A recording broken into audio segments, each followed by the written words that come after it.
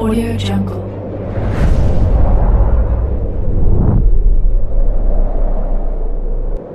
Yo, balik lagi bersama Mimin di Manhwa TV. Kembali kita akan lanjutkan pembahasan dari cerita Riches Can Buy Loyalty. Mimin infokan kembali bagi teman-teman yang ingin menonton video terbaru lebih cepat, silahkan bergabung menjadi member di channel ini dengan biaya 5.000 per bulannya. Jika tidak, teman-teman bisa bersabar lebih dulu selama 2-3 hari untuk menonton video tersebut. Tanpa berlama-lama, yuk kita masuk ke disclaimer dulu.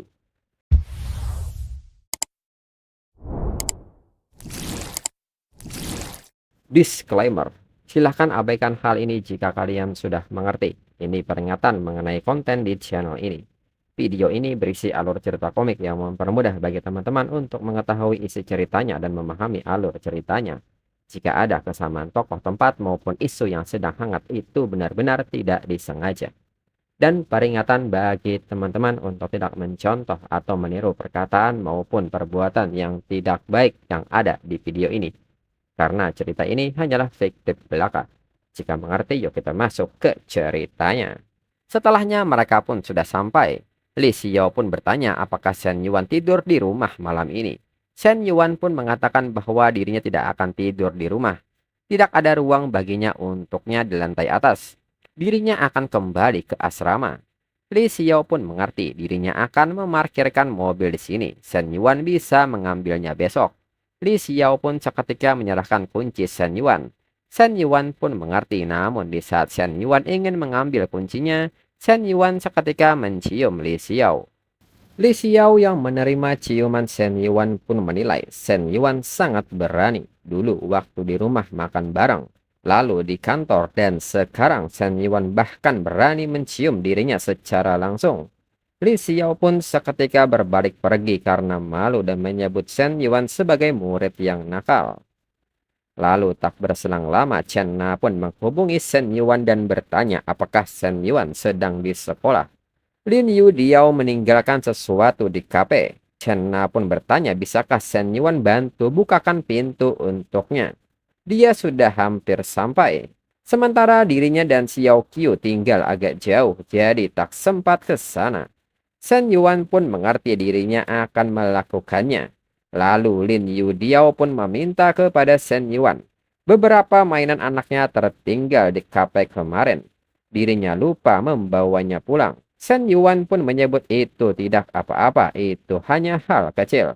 Segera Shen Yuan membukakan pintu kafe dan menyalakan lampunya serta mempersilahkan Lin Yu Diao mencari mainan anaknya. Lin Yu Diao menyebut bahwa itu mainan lama, milik anak-anaknya yang pernah datang bermain. Ada di sana-sini. Shen Yuan pun meminta Lin Yu Diao untuk santai dan mempersilahkan Lin Yu Diao untuk mencarinya secara perlahan. Shen Yuan pun seketika bertanya berapakah umur anaknya. Lin Yu Diao pun menyebut bahwa umur anaknya 3,5 tahun. Anaknya agak nakal menurutnya. Shen Yuan yang memperhatikan Lin Yu Diao pun merasa heran karena ada minuman keras. Shen Yuan pun bertanya-tanya dalam pikirannya apakah Lin Yu Diao sering mabuk di kafe sendirian. Lalu Lin Yu Diao pun mengatakan bahwa semuanya sudah dirinya rapikan. Namun Shen Yuan bertanya ada apa dengan Lin Yu Diao? Apakah sulit untuk berpisah dengan tempat ini? Lin Yu Diao pun mengatakan bahwa dirinya bukan sulit berpisah, hanya saja benda ini pernah menemaninya melewati banyak hari dan malam. Mendengar hal ini, Shen Yuan pun menilai bahwa sepertinya suasana membuatnya terbawa perasaan. Mungkin karena Zheng Xianyong. Kalau bukan karena hatinya sedang berat, tak mungkin Lin Yu Diao minum sendirian di kafe. Lalu Shen Yuan pun menanggapi omongan Lin Yu Diao dan mengatakan bahwa Lin Yu Diao bisa datang kembali kapan-kapan untuk melihatnya. Namun Lin Yu Diao menyebut bahwa dirinya rasa dirinya tidak akan kembali lagi. Dan kembali Shen Yuan mencoba membuat Lin Yu Diao rileks dan bertanya, jika Lin Yu Diao tidak keberatan bagaimana kalau dirinya menemani Lin Yu Diao minum malam ini. Lin Yu Diao pun kaget dan bertanya apakah itu pantas. Shen Yuan pun menyebut bahwa itu tidak ada yang salah. Kemudian saat mereka minum, Shen Yuan pun bertanya apakah hati Lin Yu Diao merasa tak enak. Dirinya pikir ada masalah keluarga. Lin Yudio pun bertanya, Shen Yuan tahu dari mana bahwa ada masalah keluarga.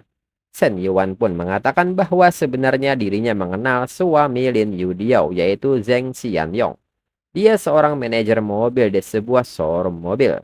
Dirinya pernah dengar beberapa hal tentangnya. Chen Na adalah mantan karyawannya. Dia keluar dari pekerjaannya karena Zheng Xianyong. Lin Yudio pun kaget mendengarnya dan bertanya maksud Shen Yuan apakah terjadi sesuatu. Shen Yuan pun menyebut bahwa ini tidak sejauh yang dipikirkan Lin Yudio. Tapi Zheng Xianyong sering mengganggu Chena, hingga Chena tidak tahan dan keluar dari pekerjaannya. Lin Yudio pun bersyukur tidak sampai parah. Jika iya maka satu lagi dosa dia. Lin Yudio pun mengatakan bahwa sebenarnya dirinya sedang mempersiapkan perceraian dengannya. Sudah mengumpulkan banyak bukti perselingkuhan, termasuk catatan percakapan dia menekan bawahannya. 5 tahun menikah dirinya benar-benar tak menyangka dia pria seperti itu. Tapi Zheng Xianyong adalah ayah dari anaknya. Dirinya ragu dan takut kalau anaknya tumbuh dalam keluarga tunggal. Dia akan terganggu secara emosional. Shen Yuan pun mengatakan kalau memang harus diakhiri maka akhiri saja. Anak memang penting tapi bertahan dalam hubungan seperti itu justru lebih menyakitkan bagi anak. Demi diri Lin Yudio dan anak Lin Yudio, keputusan yang tepat harus diambil. Mendengar hal ini, Lin Yudio menyebut bahwa kata-kata Shen Yuan masuk akal. Dalam pikiran Lin Yudio, dulu dirinya pikir Shen Yuan hanya pria muda yang royal. Tapi kini dirinya lihat Shen Yuan jauh lebih dewasa. Bahkan punya pesona yang tak dimiliki Zheng Xianyong. Katanya jangan nilai pria dari wajah, tapi jujur saja berada dekat pria tampan memang menyenangkan. Lalu Lin Yudio pun berterima kasih kepada Shen Yuan. Shen Yuan merasa bahwa Lin Yudio tidak perlu mengucapkan terima kasih. Dan setelahnya Lin Yudio pun mengajak Shen Yuan untuk segera pergi. Namun di saat Lin Yudio hendak melangkahkan kakinya, tiba-tiba kakinya tersandung dan jatuh di pelukan Shen Yuan yang sudah sigap menangkap Lin Yudio yang hendak jatuh. Shen Yuan pun meminta Lin Yudio untuk berhati-hati. Lin Yudio pun meminta maaf dan Shen Yuan sendiri menilai bahwa Lin Yudio wangi banget. Lalu Lin Yudio pun seketika mencium Shen Yuan dan pergi. Shen Yuan pun nampak kaget dengan hal ini. Lin Yudio tiba-tiba menciumnya. Shen Yuan pun mulai berpikiran yang aneh-aneh, sedangkan Lin Yudio sendiri merasa malu dan mengira pasti ini efek alkohol. Selama ini dirinya selalu menjaga sikap, tak pernah melewati batas. Satu-satunya pelampiasan hanya untuk diri sendiri. Namun semua ini salah Zheng Xianyong. Dia pria yang tak berguna. Namun Lin Yudio masih merasa heran mengapa ciuman tadi terasa menyenangkan. Kemudian saat ini Shen Yuan pun menghubungi Chena dan mengatakan bahwa asrama sudah tutup. Dirinya tidak bisa masuk. Malam ini dirinya akan tidur di tempat Chena. Namun Chena menyarankan untuk nginap di luar. Namun Shen Yuan merasa buat apa nginap di luar, hanya buang-buang uang saja. Shen Yuan pun meminta Chena untuk tenang. Dirinya tidak akan macam-macam.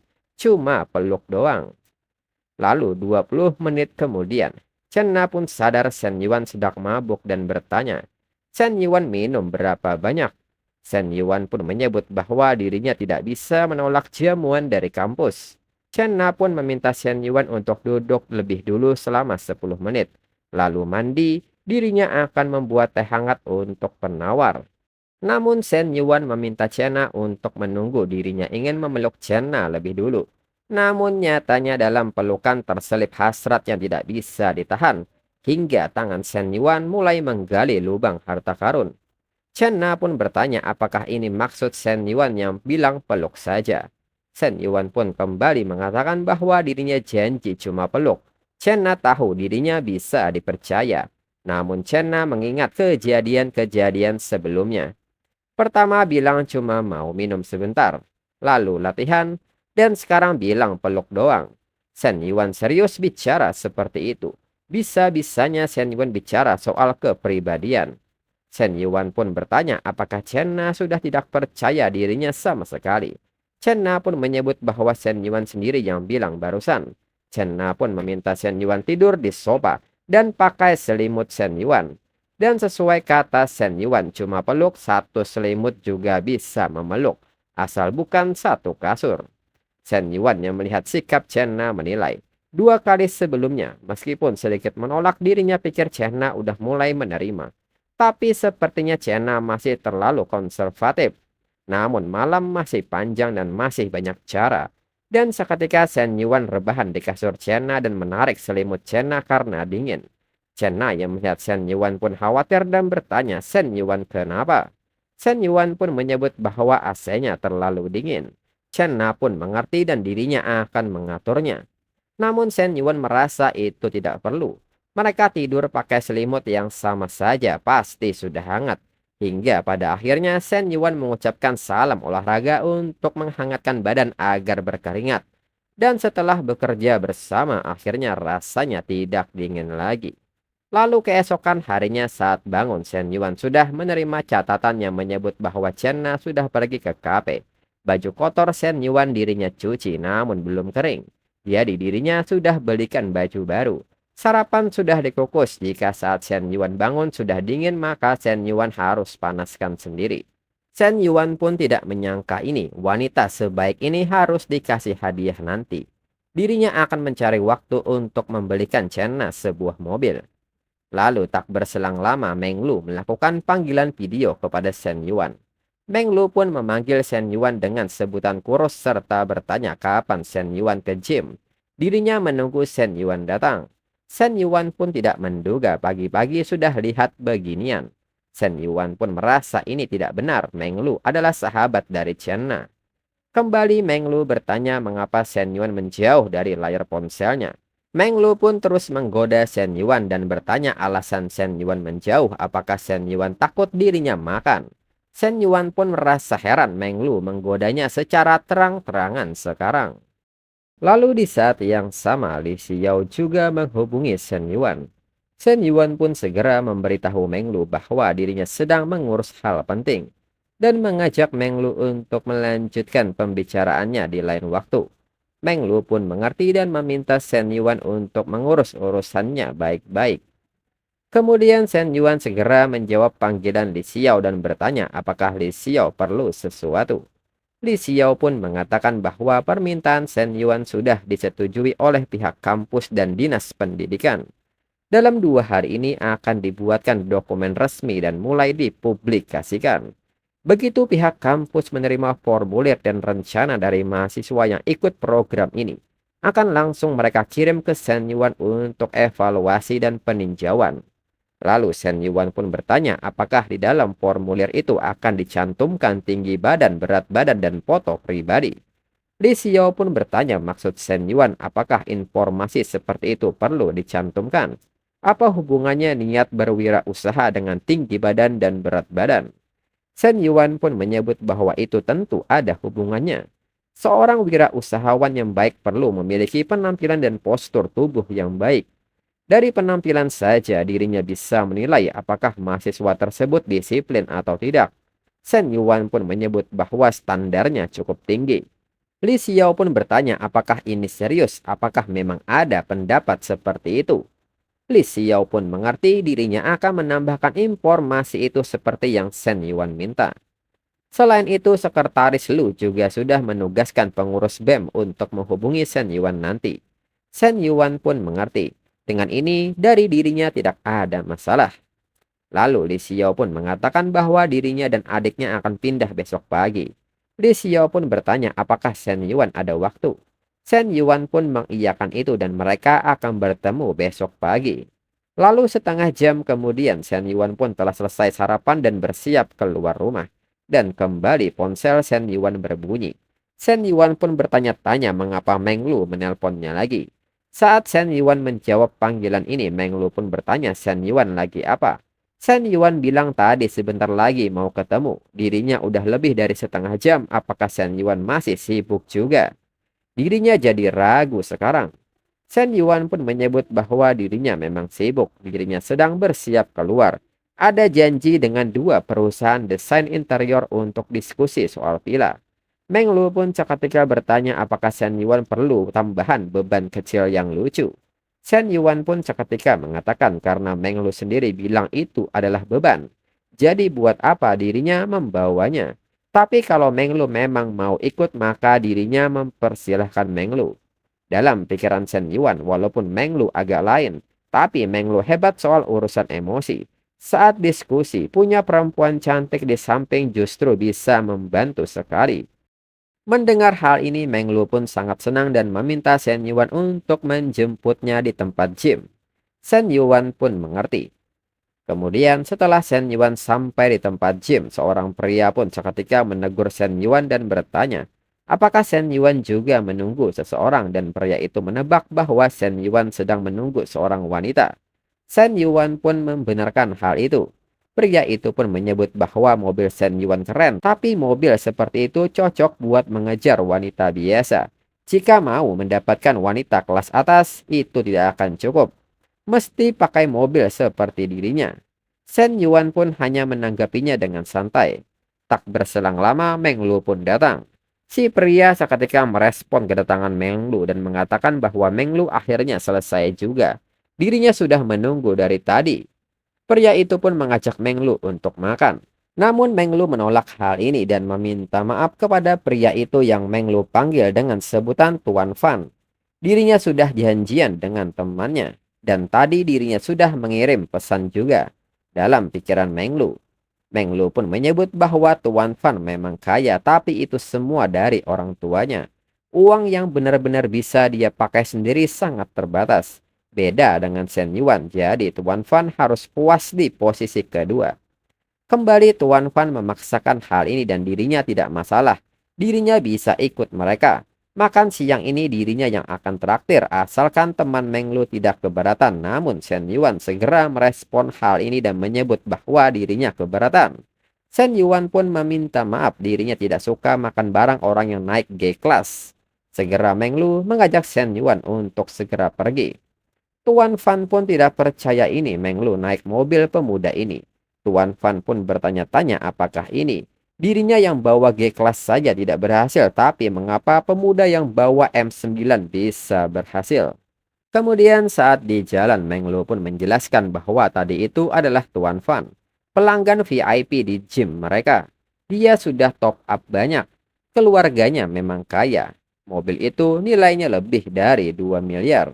Shen Yuan pun nampak tidak tertarik dengan hal ini dan hanya mengatakan kata terus. Meng Lu pun kembali mengatakan bahwa Tuan Fan sudah mengejarnya cukup lama, tapi dirinya tidak pernah menyetujuinya. Dan kembali Shen Yuan tidak terlalu menanggapi hal ini. Meng Lu pun seketika cemberut dengan hal ini. Meng Lu pun bertanya mengapa Shen Yuan hari ini pendiam sekali. Biasanya Shen Yuan lebih aktif berbicara. Shen Yuan pun bertanya Meng Lu mau dirinya bicara apa. Meng Lu pun tidak tahu, cuman rasanya hari ini Shen Yuan agak beda. Dalam pikiran Shen Yuan, dirinya tahu maksud Meng Lu. Meng Lu punya banyak pilihan, banyak yang mengejarnya, jadi Meng Lu sengaja membuat dirinya merasa terancam. Lalu Shen Yuan pun mengatakan bahwa laki-laki cuma aktif saat olahraga atau mau olahraga. Meng Lu tidak main basket dengannya, jadi bagaimana dirinya bisa semangat? Meng Lu pun seketika merespon hal ini dan menyebut Shen Yuan nakal.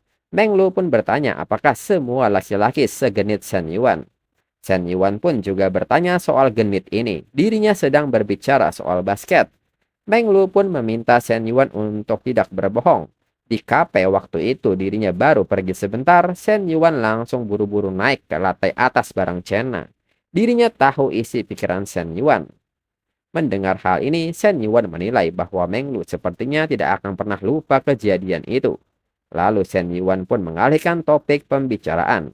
Shen Yuan pun bertanya, beberapa hari ini Meng Lu mengapa bisa santai terus sampai sempat nemenin dirinya ke mana-mana. Meng Lu pun menyebut dirinya bukan santai, dirinya cuma geser semua jadwal gym privat demi Shen Yuan. Mendengar hal ini, Shen Yuan pun menyebut bahwa dirinya menjadi merasa bersalah. Meng Lu pun menyebut jika Shen Yuan benar-benar merasa bersalah, traktir dirinya makan enak beberapa kali, anggap itu sebagai kompensasi. Shen Yuan pun mengerti dirinya punya banyak makanan yang bisa dibagi. Meng Lu pun kaget dan bertanya maksud Shen Yuan.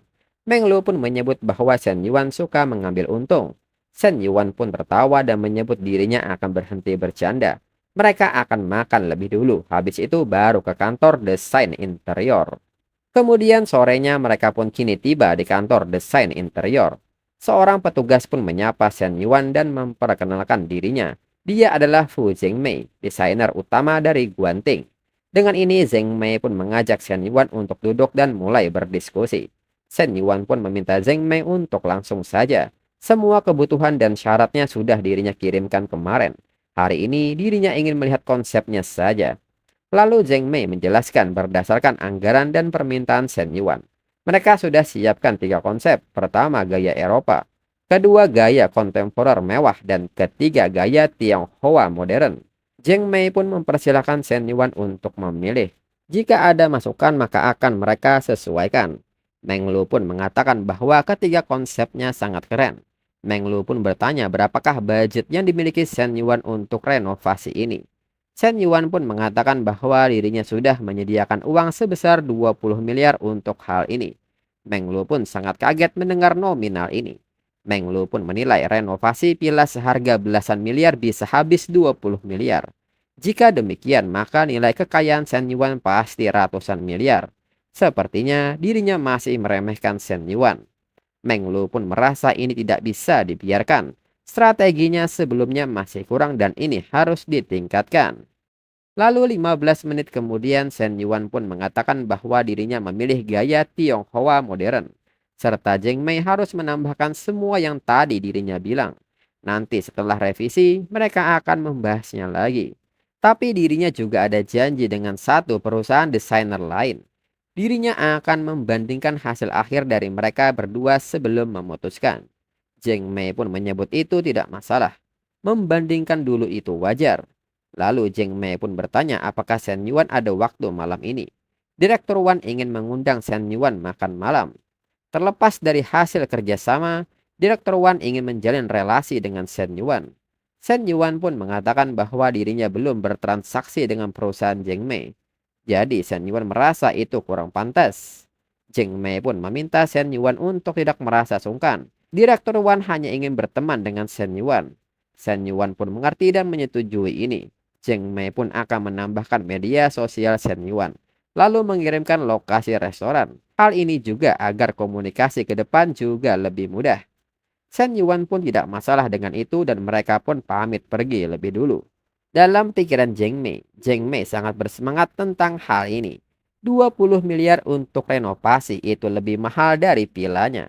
Satu proyek ini saja bisa menopang satu perusahaan penuh. Klien seperti ini bukan orang biasa. Harus dilayani dengan istimewa.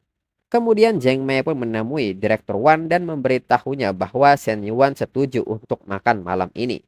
Wan Renmin pun menyebut kalau bisa makan malam bareng, peluang transaksi lebih besar. Klien seperti ini jangan sampai direbut perusahaan lain. Wan Renmin pun bertanya apakah dia datang sendiri. Zheng Mei pun menyebut bahwa Shen Yuan membawa seorang wanita, tapi sepertinya itu bukan pacarnya. Mendengar hal ini, Wan Renmin pun tersenyum. Selama bukan pacarnya tidak masalah. Wan Renmin pun meminta Zheng Mei memanggil Su Suwei. Untuk klien sekelas Shen Yuan mereka harus kirim andalan terbaik. Kemudian di sisi lain Meng Lu pun bertanya apakah Shen Yuan lupa menyalakan AC. Mobilnya jadi panas sekali. Shen Yuan pun merasa aneh, dia justru merasa biasa saja. Meng Lu pun juga tidak mengerti mengapa menjadi terasa panas. Lalu Meng Lu pun bertanya habis ini mereka mau kemana. Shen Yuan pun bertanya apakah Meng Lu tidak kerja lagi. Atau Meng Lu mau nebeng makan malam juga. Meng Lu pun menyebut selama bisa ikut Shen Yuan makan dan jalan, hari ini dirinya akan jadi bayangan Shen Yuan seharian. Shen Yuan pun menyebut bahwa semua bayangan dirinya itu patuh aturan. Kalau mau ikut harus ikut sehari semalam. Mana bisa cuma ikut siang doang.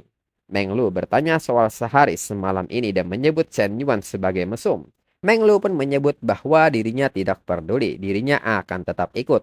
Dirinya tidak akan turun dari mobil. Dan untuk episode selanjutnya tunggu 2 minggu lagi untuk 2 chapter. Sekian dan terima kasih.